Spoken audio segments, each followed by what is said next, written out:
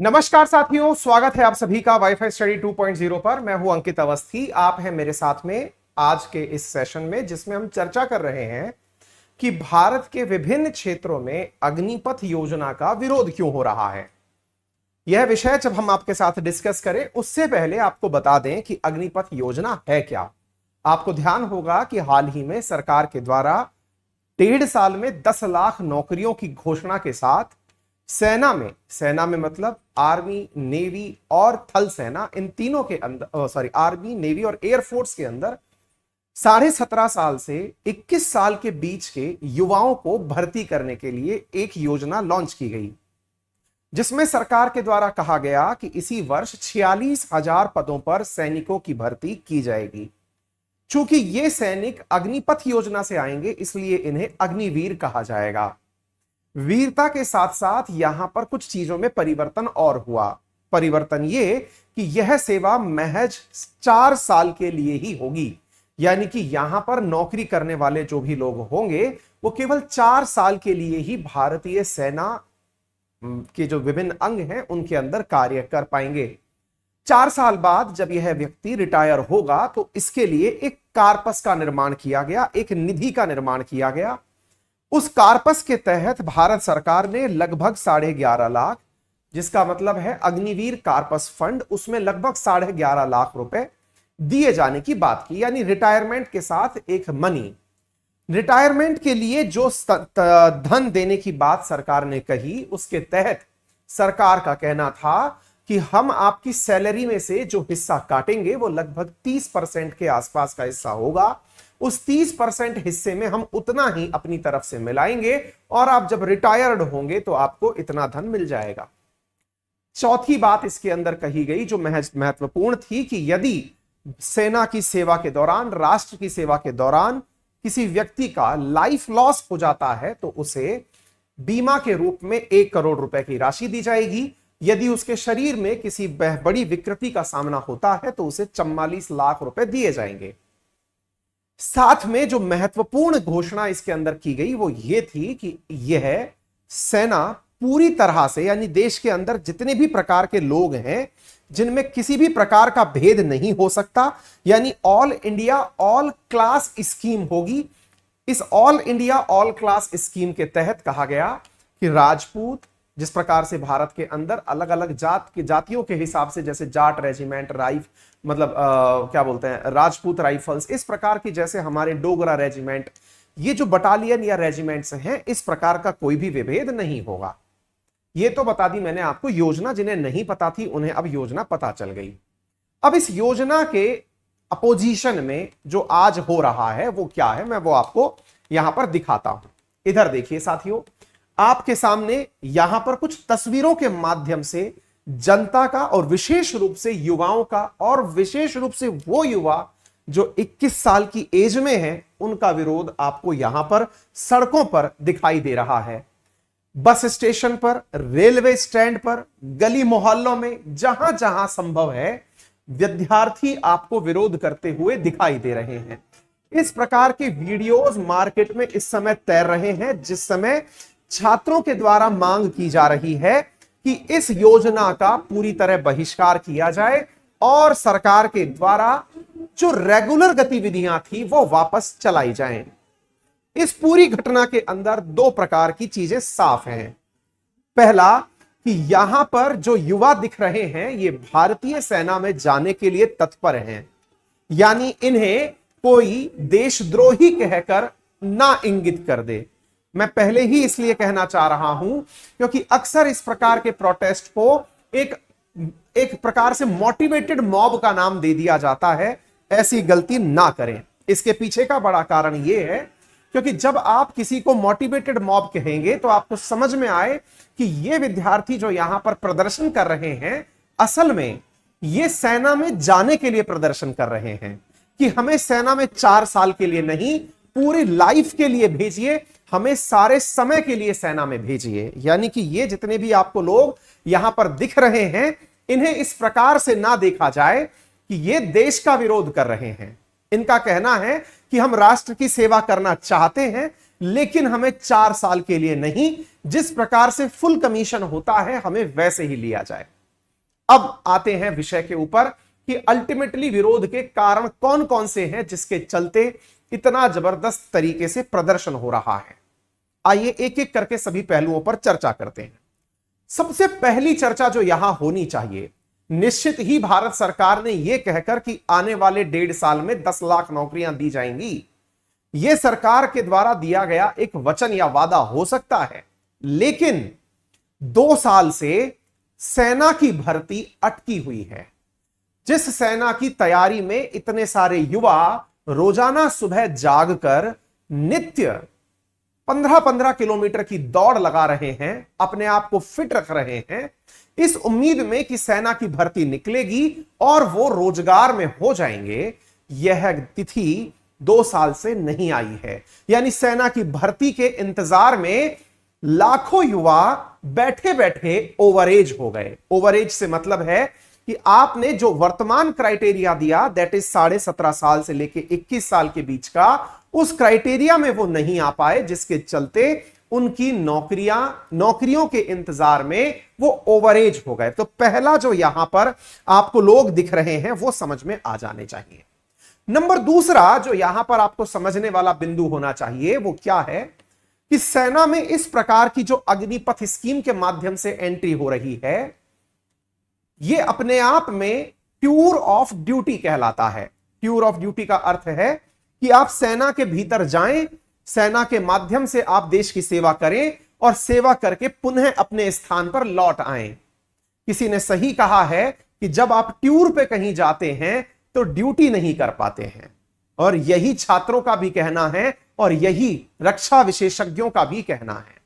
कुछ रक्षा विशेषज्ञों का कहना है कि 4 साल के भीतर, 17.5 साल से 21 साल की उम्र के भीतर एक सैनिक को तैयार होने में कम से कम अगर 6 महीने की ट्रेनिंग है, कम से कम साल भर की छुट्टियां हैं, तो वो 2.5 साल के भीतर किस प्रकार से इतने हैवी वेपन्स को चलाना सीख पाएगा, या देश के चारों तरफ जो दुश्मन बैठे हैं उनसे लड़ने की स्ट्रेटेजिकल चीजें सीख पाएगा।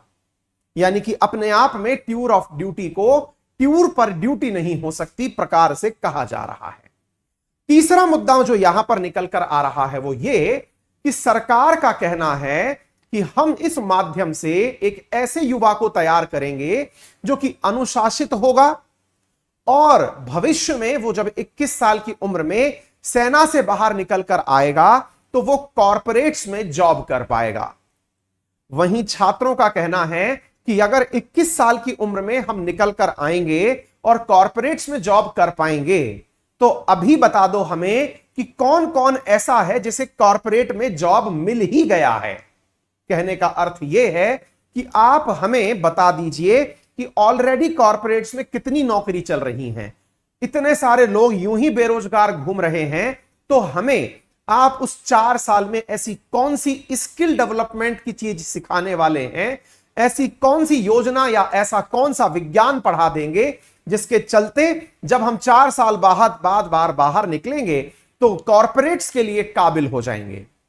नंबर दूसरा, छात्रों का कहना है कि जब आप 4 साल की सर्विस के बाद हमें बाहर निकालेंगे, उस समय पर आपने कहा कि 25% जो अग्निवीर हैं उन्हें सेना में कंटिन्यू किया जाएगा।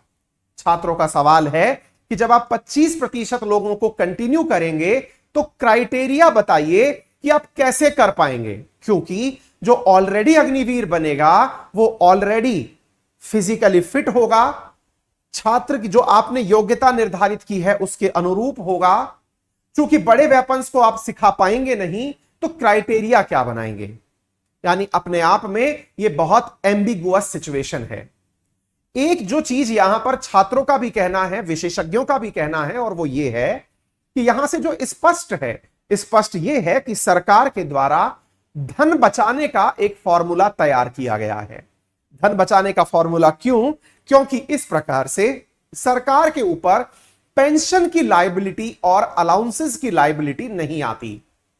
लेकिन वहीं दूसरी ओर छात्रों का कहना है कि यदि पेंशन नहीं देना आप लोगों को यदि इस प्रकार की हरकतें करनी है तो फिर देश की रक्षा से कॉम्प्रोमाइज क्यों कर रहे हो?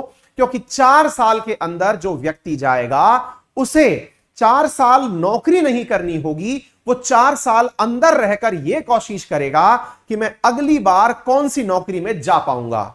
यानी उसे नेक्स्ट जॉब में जाने की चिंता रहेगी। वो इन 4 सालों को बिल्कुल ऐसे लेगा जैसे कि आपने स्टाइपेंड दिया हो अगली नौकरी की तैयारी करने के लिए। फिर वो देश सेवा में क्यों अपने आप की जान खपाएगा? और जो मुद्दे हैं जहां पर छात्रों के द्वारा जिन्हें उठाया गया है, वो मुद्दे क्या हैं वो भी जान लीजिए। मुद्दों में है कि भारत में जितने भी सैनिक सेना में जाते हैं, रंगरूट के रूप में भर्ती होते हैं, उसमें मेजॉरिटी रूरल एरिया से होते हैं। यानी कि रूरल क्षेत्रों में, ग्रामीण क्षेत्रों में रोजगार का जो सबसे बड़ा साधन है, उनमें से एक सेना की नौकरी है। यदि आप सेना की नौकरी छीन लेंगे तो ग्रामीण बेरोजगारी को आप कैसे सेटल करेंगे? कुल मिलाकर के अर्थ यह है कि आप एक प्रकार से यंग और इनसिक्योर लोग तैयार कर देंगे जो कि जवान हैं, 4 साल की डिसिप्लिन में रहकर आ चुके हैं, लेकिन अब वो इनसिक्योरिटी से पीड़ित हैं। रक्षा विशेषज्ञों का यह भी कहना है कि अगर आपको ऐसा ही करना है तो ग्रेजुएशन के साथ जो विद्यार्थी एनसीसी लेते हैं, जिनकी एनसीसी खुद 3-3 साल का कोर्स होता है, आप उन्हें ही क्यों ना इस प्रकार का अग्निवीर कहकर इस प्रकार के स्टाइपेंड से सम्मानित कर दें। यदि आपको अग्निवीर ही चाहिए तो एनसीसी कैडेट्स के लिए ही सैलरी अनाउंस कर दें और उन्हें इसी प्रकार के कार्य करने दें। फिर एक और सवाल बनता है और वो ये है कि आपने यदि यह योजना चला दी तो क्या इसका अर्थ यह निकाला जाए कि आने वाले सालों में कभी भी सेना की भर्तियां होंगी ही नहीं? क्योंकि अल्टीमेटली आपके द्वारा कहे गए स्टेटमेंट में यह नहीं बताया गया है कि हम अग्निवीर तो भर्ती कर रहे हैं, लेकिन 21 साल से ऊपर के जो लोग निकल चुके हैं या फिर सेना में जाने के लिए परमानेंटली कमीशन होने के लिए जो व्यक्ति जाना चाहता है, उसके लिए फिर से भर्तियां निकाली जाएंगी। क्या अग्निवीर योजना को यह मान लिया जाए कि यह छात्रों के साथ केवल 4 साल का एग्रीमेंट है, सेना में परमानेंट जाने के सपने को फिलहाल छोड़ दें? अब सवाल बनता है, जब आपने इतनी ही बातें कर दी तो फिर आप यह भी बता दीजिए सर कि इसका समाधान क्या है? क्योंकि विद्यार्थियों के मन में एक बहुत बड़ा प्रश्न खड़ा होता है कि आप इसका समाधान बता दीजिए। पहले हमने योजना बताई, योजना के बाद में फिर मैंने आपके सामने वो सारे कारण रखे जिनकी वजह से विरोध हो रहा है। मैंने वो कारण रखने की पूरी कोशिश की जो मुझे छात्रों के द्वारा लिखित में भेजे गए। मैंने बहुत सारी क्षेत्रों में, एक पॉइंट यहां पर और रह गया है सॉल्यूशन बताने से पहले, जो मैं आपके साथ जरूर डिस्कस करना चाहूंगा, क्योंकि मैंने वो अपनी योजना बताते समय डिस्कस किया था और वो ये था कि आपका तर्क है कि साउथ कोरिया, सिंगापुर, इजराइल जैसे देश अपने यहां पर इसी प्रकार से सेना में सैनिकों को भर्ती करते हैं, साल भर के लिए भर्ती करते हैं। वहीं रक्षा विशेषज्ञों का और छात्रों का कहना है कि वो लोग वो हैं जब वो सेना से रिटायर होकर आएंगे तब भी उन्हें रोजगार मिल जाएगा। भारत में जहां बेरोजगारी दर इस समय एक्सट्रीम पर पहुंच रही है, जहां रोजगार के लिए सरकारी नौकरी विकल्प के रूप में नजर आती है, हमारे पास में उन विकसित देशों की भांति रिसोर्सेज नहीं है कि हम अपने रिटायर्ड सैनिकों को या रिटायर्ड अग्निवीरों को नौकरी दे सकें। छात्रों का या रक्षा विशेषज्ञों का कहना है कि ये आप उन देशों में कल्पना कर सकते हैं जहां इजराइल की बात हो, वहां पर लोगों की जान बचाना उनके लिए मैंडेटरी है, क्योंकि इतनी कम संख्या में लोग हैं, 1 करोड़ से भी कम की आबादी जिस देश की हो, वहां अपने आप की जान बचाने के लिए डिफेंस की ट्रेनिंग करो या मरो जैसी स्थिति बनती है। दक्षिण कोरिया एक विकसित राष्ट्र है, सिंगापुर एक विकसित राष्ट्र है, अमेरिका जहां पे पकड़ पकड़ के सैनिकों को लाया जाता है क्योंकि वो सब डेवलप्ड नेशंस हैं।